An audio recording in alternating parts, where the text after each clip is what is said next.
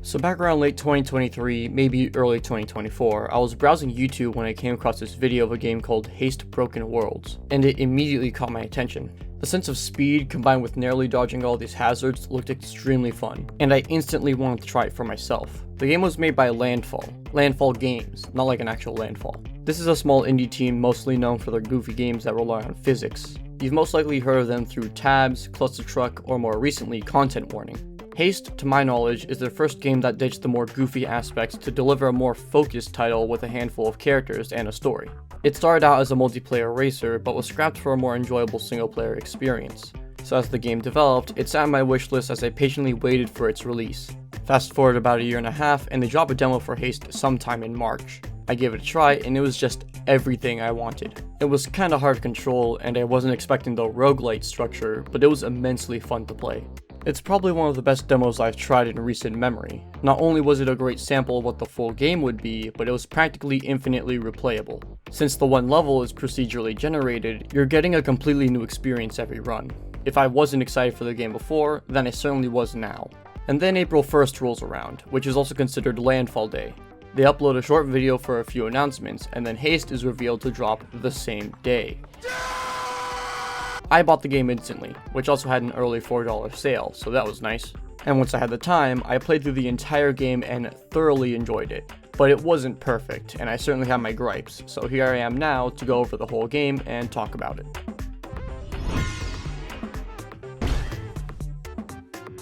So as this courier named Zoe, you dash through multiple worlds as they seemingly fall apart behind you. The destruction of these worlds is unknown, but it's clear that some agency of bots is related to the mess. So as Zoe and a handful of other characters band together, they outrun the collapsing worlds to find out what's going on and hopefully fix everything.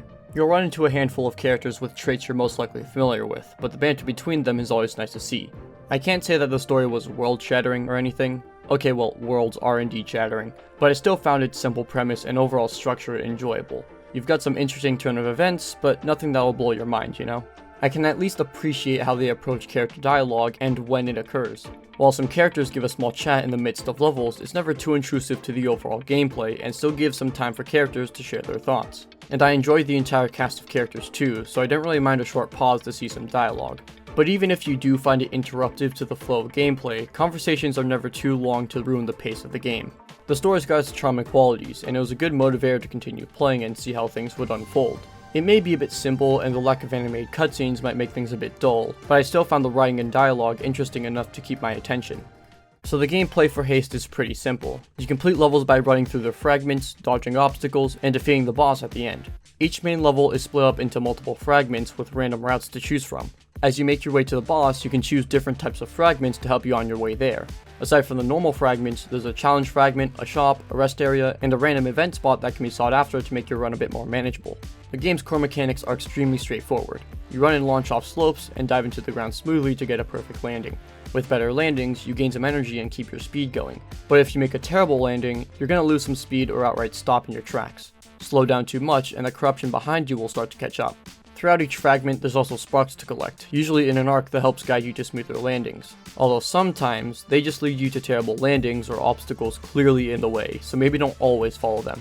Completing fragments in a faster time can also give you a higher rank, which rewards you with even more sparks. And with those sparks, you can spend them on some items if you come across a shop. The items given are random, and their benefits occur through certain actions. Some need to be manually activated, others might trigger when you perform an action, or some constantly repeat their effects. And just like any other roguelite, this can help you make some powerful builds to complete a shard more easily.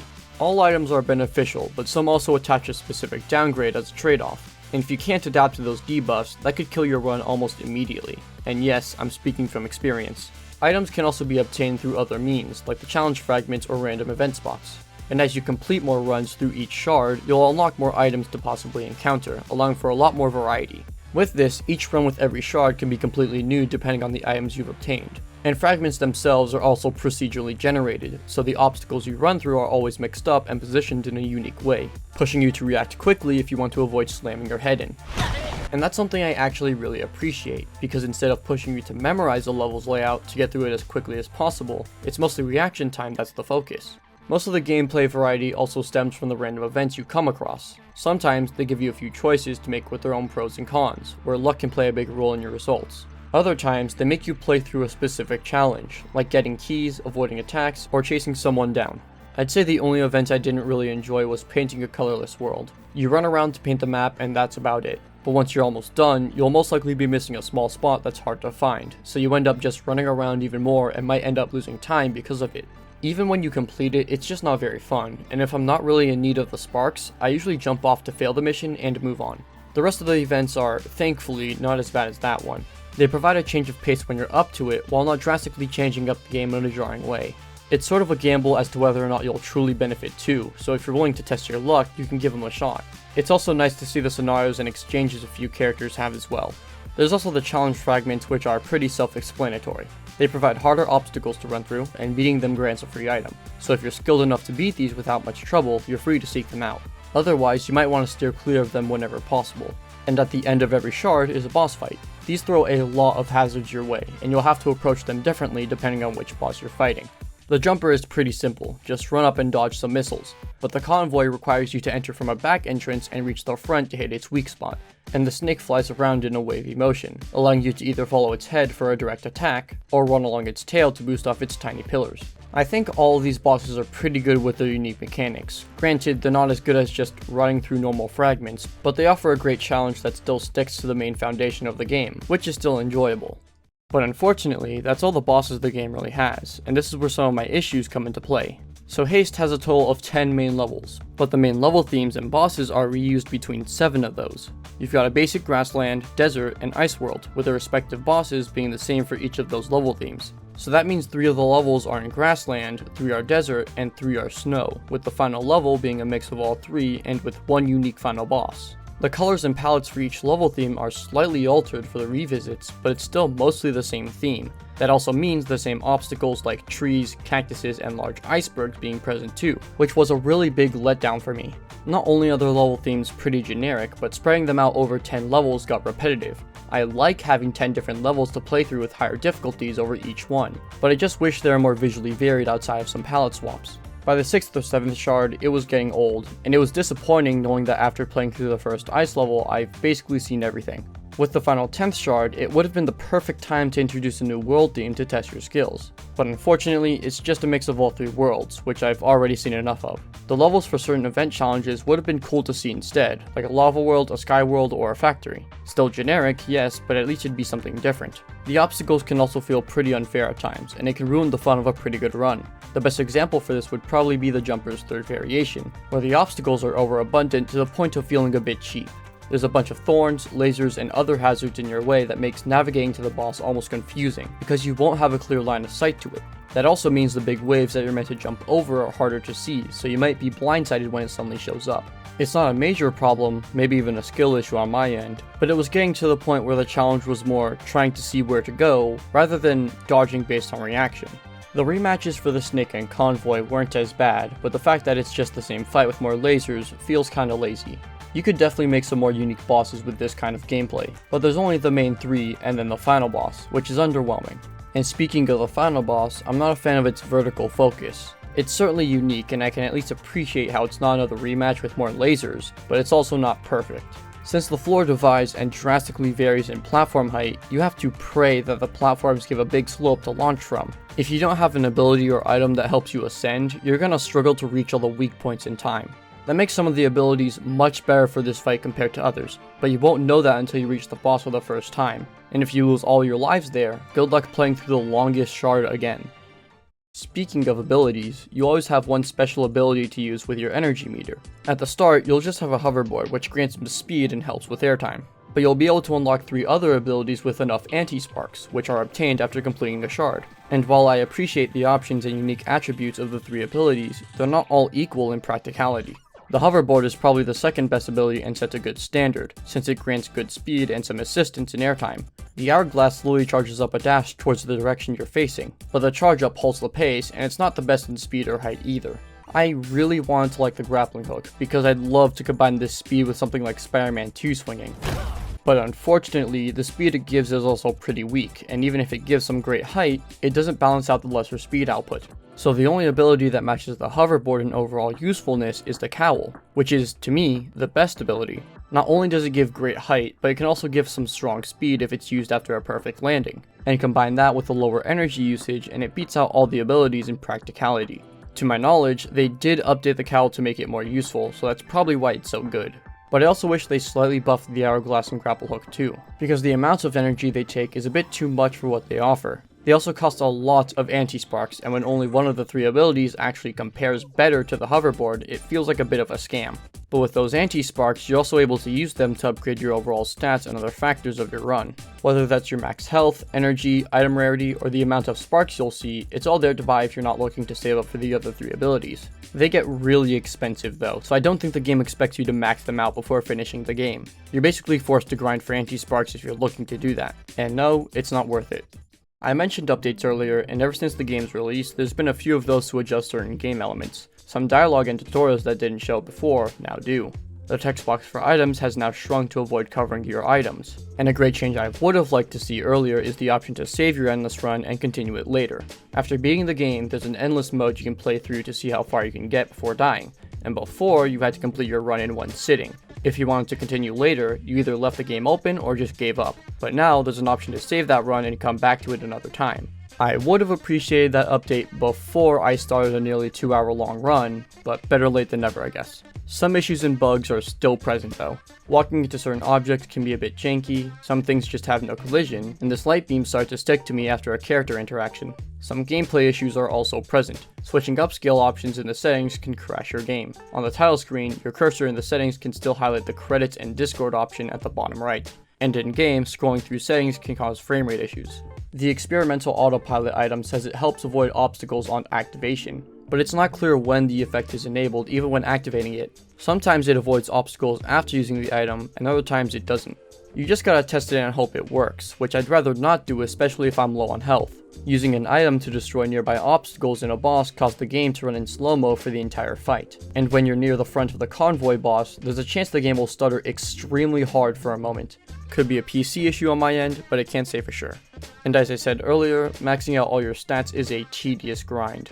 Now, this is completely optional, so it's not a major issue, but if you want the best advantage in your endless runs, you'll want to max out your stats as soon as possible. That requires getting tens of thousands of anti-sparks though, which, even after 20 hours of playtime, I still haven't completed. They did release a patch that made the first few upgrades cheaper, but that does nothing for the latter half. Honestly, I just stopped grinding for them once I saw the 10,000 anti-spark cost. I've already got my fill on the game for now, so I'll just come back another day to finish it. But even during that grind, I still had a lot of fun, and that's because the game is designed to be replayed endlessly, with random items and different obstacles keeping things interesting. There was one run where I could use an item to gain some speed at the cost of some health, but in combination with this greed machine, I could collect sparks to become invincible for a moment, then spam the damage item without losing health while getting a crazy speed boost. And the sound of your footsteps with that speed boost is super satisfying. There's also this build where collecting sparks would grant invincibility for a brief moment, and with this railroad that leaves a trail of sparks, I can ride through all of it while gaining speed and ignore the carts in the way. The railroads are actually one of my favorite obstacles to play with, since it feels like a roller coaster while you're trying to stay on top of it.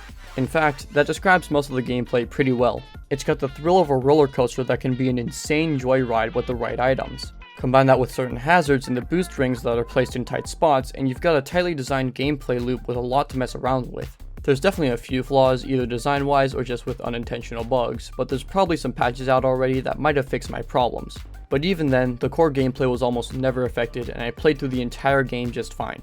But that doesn't mean we're done with the game yet. We've still got the graphics and art style, which is mostly pretty good. The only major problem I have is the one I've said before, with the level themes being reused in generic. But outside of that, I really like how the game looks. Even if the themes are generic, they don't look bad at all. The palette swaps might be a bit lazy, but some strong filters make these look like entirely new levels. Objects and environments might be a bit basic, but that fits well with the game's faster pace, so it's easier to tell what you're looking at from a distance. This is actually one of the few times where I prefer to leave motion blur on, because it enhances that sense of speed, while keeping the image in front of me clear and readable. And the character designs have this appealing and distinct look with portraits that convey their personality as well. The cell shading adds on top of the already solid designs, and I'm surprised how clean it all looks. I especially love the little dots on the character models that replicate the Ben-Day dot shading of other art and media. The introduction and opening credits also set a strong first impression with the game's overall style. Most of the animation either in gameplay or cutscenes are also really polished. It's expressive, readable, and has some nice details here and there. but there's a handful of flaws as well that I couldn't really ignore. The portal exit animation, for example. The fade-in transition might start too early, and you'll clearly see Zoe waiting in the air in a weird pose. That also means the camera movement cuts off too early to reach its proper end position. And for the shard failed animation, you were initially meant to see Zoe's expression before the camera moved. But now, the camera's adjusted to move faster, so you never see that in the full game. It's minor stuff, but still something I noticed. There's also a few smaller issues here and there. Going into a dash while Zoe is waving can look weird. The spikes on the large thorns can either show up as a full spike or might miss a few polygons. And while this is more on the technical side of things and not entirely the game's fault, upscaling does not work well with a lot of moving colors, namely the S-rank animation.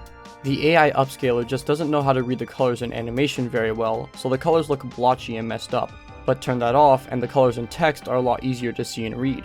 And while the game's optimization isn't flawless, it's more than serviceable for the scale of the game. I'd be more upset if the game was from a multi-million-dollar company, but that's neither here nor there. On the whole, the game just looks really great without too many issues. It really nails that sense of speed with the motion blur, a wider FOV, and that satisfying screen shake while running through a boost ring. I still wish there was more variety in environments, and there's some small problems here and there, but what we have here looks really great more often than not. Lastly, we also have the soundtrack of Haste, which is super good for the first half of the game, but slowly fizzles out for me near the end. It's such an amazing first impression with the opening credits and first two shards giving some really catchy music to push that rush of running. And on top of that, you've also got 2 tracks for getting further through a shard, which was completely unneeded, but definitely appreciated. Then you get the Ice World music, which just doesn't match the energy of the other 2 worlds. They still keep some of that energy, but it's oddly lax in tone. And then there's the revisits and remixes with the rest of the shards, but these are kinda hit and miss for me. Some of them are on par with the first 2 levels, and then the rest is more like the Ice World, somewhat energetic, but also weirdly shifted in tone. I mean, from a narrative perspective, I guess that makes sense given that we're nearing the end of the universe and things are getting kinda deep, but at the same time, we're missing out on more tracks like these.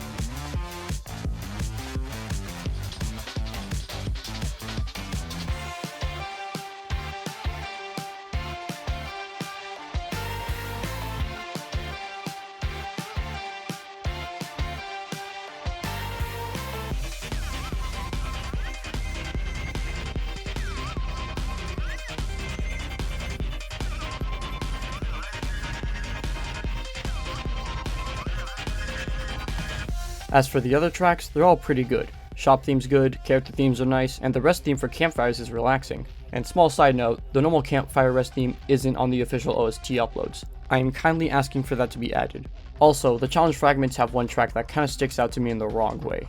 The other 2 are tense and catchy, so it works just fine. But then there's Brave New Void, which kinda sounds like a drunk rave party after a while.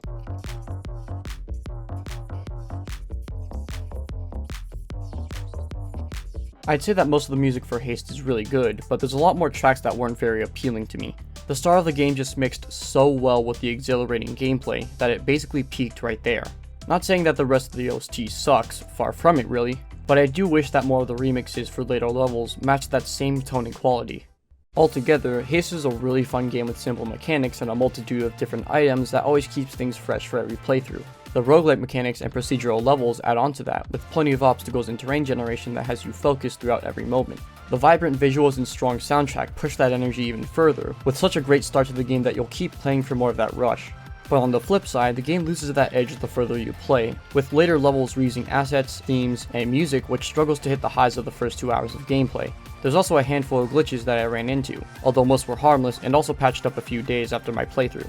Despite the flaws, it's still enjoyable to keep playing thanks to the core game mechanics and its replayable design. There's countless item combinations, level gimmicks and hazards that keep things interesting, and occasionally, you'll make up a broken item combo that makes you wish you were playing in endless mode. While I have my issues with the game, I also had a great time throughout most of the 20 plus hours I've spent on it. For $20, I'd say that Haste is worth that price for most people. The gameplay loop might get a bit stale for some, but for others who love that sense of speed, it'll keep you hooked for a while. It's far from perfect, but overall you're getting a solid package here. If you love running fast, dodging stuff, and a bit of that roguelite randomness, Haste is definitely for you. Currently, the game's only on PC through Steam, but there's also the benefit of some workshop content you can add in case you're looking for more features or some goofy mods.